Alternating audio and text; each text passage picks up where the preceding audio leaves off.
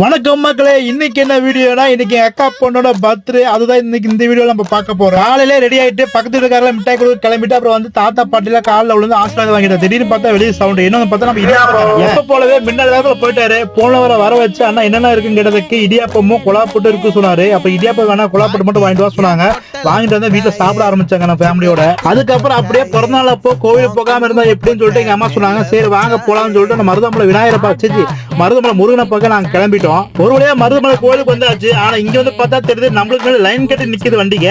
சரி அதெல்லாம் தாண்டி மலை ஏறி மருதமலை முருகனை பார்க்க மேல வந்தாச்சுங்க.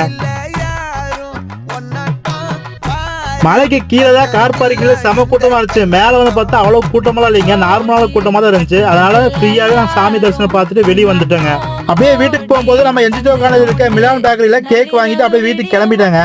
வீட்டுக்கு வந்தோடனே கேக்கை வெட்டி ஆளுக்காளுக்கு ஊட்டி விட்டு கிஃப்ட் எல்லாம் கொடுத்து பர்த்டே செலிப்ரேஷன் நல்லபடியா